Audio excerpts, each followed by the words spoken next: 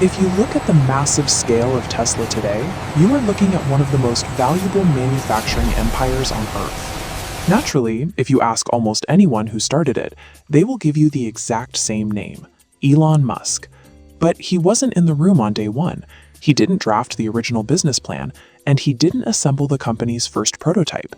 If the most famous CEO in the world didn't start the company he is synonymous with, how did he legally and culturally acquire the title of founder? Finding the truth requires looking past the public image and into the specific events that shifted control of the company from its creators to its current CEO. Go back to July 2003.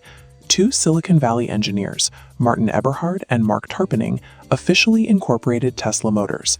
At the time, electric vehicles had a dismal reputation. Consumers associated them with slow golf carts or the canceled General Motors EV1 from the 1990s. Gasoline engines completely dominated the market. Eberhard and Tarpenning took a different approach.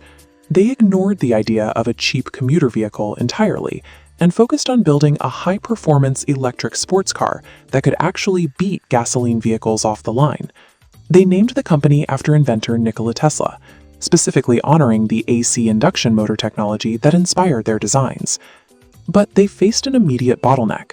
They had a blueprint to build the car, but they had almost no money to manufacture it.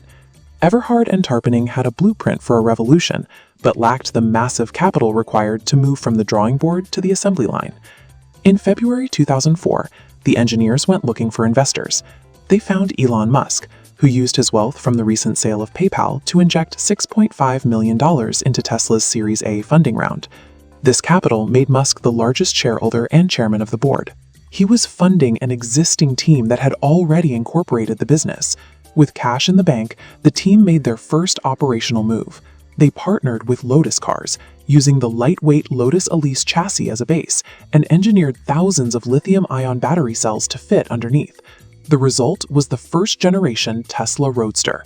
When it debuted in 2006, it hit 0 to 60 in under 4 seconds and boasted nearly 245 miles of range. Car enthusiasts finally started paying attention to electric power. But while the public marveled at the engineering, the internal operations were collapsing. The Roadster was repeatedly delayed, manufacturing costs were spiraling out of control, and the company was rapidly burning through its cash reserves. This extreme financial strain triggered a fierce boardroom conflict over leadership, spending, and strategy.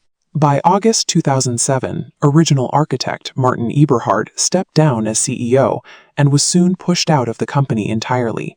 Following several interim leaders, Elon Musk appointed himself CEO in October 2008. The timing was brutal. Amidst a global economic meltdown, Tesla was reportedly weeks away from total bankruptcy. To save the company, Musk poured in more of his personal fortune.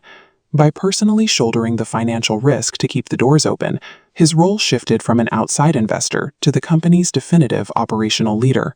The tension between the original creators and the new CEO culminated in 2009. Martin Eberhard filed a lawsuit against Musk, formally contesting his right to call himself a founder. The case never reached a trial, ending instead in a private settlement. That settlement legally reorganized the company's historical record, officially granting the co-founder title to 5 individuals: Eberhard, Tarpenning, Musk, J.B. Straubel, and Ian Reich. This legal agreement is why the debate over Tesla's origins sounds so contradictory today. Technically, the original incorporation had 2 men. Legally, the company recognizes 5. Culturally, however, the public chose one face for the brand.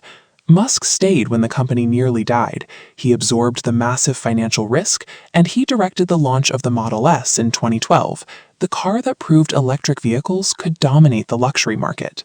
The initial engineers planted the seed and designed the early technology, but historical memory rarely rewards the architect of a concept. It rewards the operator who funds the construction, builds the factory, and defends the empire.